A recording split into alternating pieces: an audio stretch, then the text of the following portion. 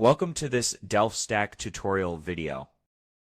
In today's tutorial, we'll learn how to export a Chrome extension to another profile. First, open Chrome and go to your extensions.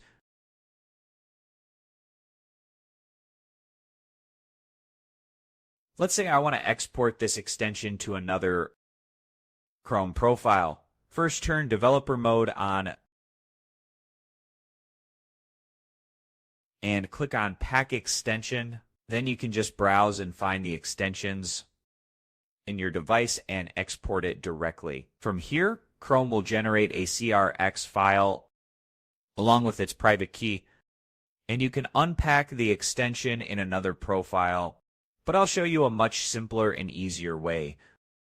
Let's say if you want to export this extension in another profile, just go to Details and look for ID.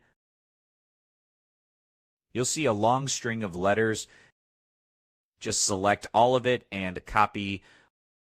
Go to another Chrome profile where you want the extension, and just in the search bar, paste the exact ID.